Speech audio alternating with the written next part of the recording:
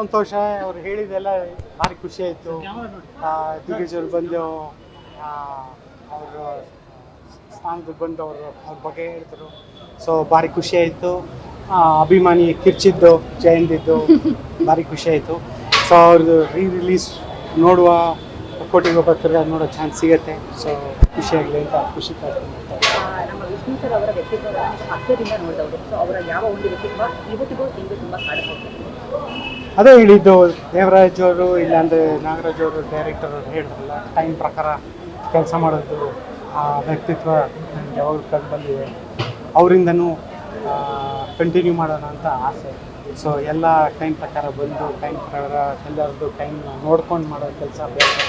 So ಅದರಿಂದ ಅದೇ ಬಂದಿರೋದು ನಮ್ಮ ಮನೆಯಲ್ಲಿ. ಸೊ ಯಾವ ಸಿನಿಮಾವನ್ನು ನೀವು ಹೆಚ್ಚಾಗಿ ನೋಡಿರೋದು? ಮುತ್ತಿನ ಸುಪ್ರಭಾತ,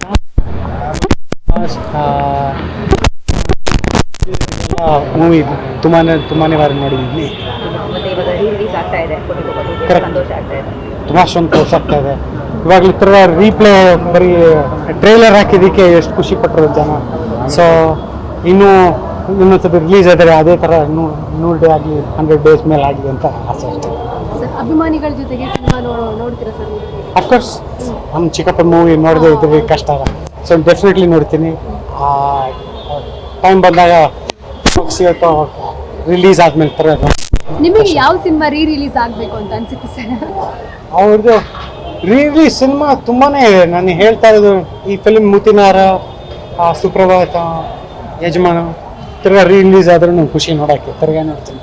ಸರ್, ಸ್ಟೇಜ್ ಮುಂದೆ ನೀವು ಕೂತಿದ್ದಾಗ ಹಿಂದೆ ಒಂದಷ್ಟು ಅಭಿಮಾನಿಗಳು ವಿಷ್ಣುವರ್ಧನ್ ಸರ್ಗೆ ಜೈ ಜೈ ಅಂತ ಕಿರ್ಚ್ತಿದ್ದಾಗ, ಸೊ ನಿಮಗೆ ಹೇಗೆ ಅನಿಸ್ತು ಸರ್? ತುಂಬ ಖುಷಿ ಆಯಿತು.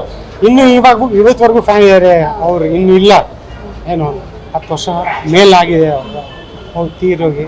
ಬಟ್ ಇನ್ನೂ ಫ್ಯಾನ್ಗಳಿದ್ದಾರೆ, ಇನ್ನೂ ಫ್ಯಾನ್ಗಳು ಜಾಸ್ತಿ ಆಗ್ತಾರೆ. ಸೊ ಅದು ನೋಡಿ ತುಂಬ ಖುಷಿ ಆಯ್ತು. ಸರ್, ಇಷ್ಟು ದಿನ ನೀವು ಯಾಕೆ ಎಲ್ಲೂ ಕಾಣಿಸ್ಕೊಳ್ತಾ ಇಲ್ಲ? ಯೂಶಲಿ ಸೆಲೆಬ್ರಿಟಿಗಳ ರಿಲೇಟಿವ್ಸ್ ಅಂತಂದ್ರೆ ಅವಾಗ ನಮ್ಮ ಮಾಧ್ಯಮದವ್ರ ಕಣ್ಣಿಗಾದ್ರೂ ಕಾಣಿಸ್ತಾರೆ.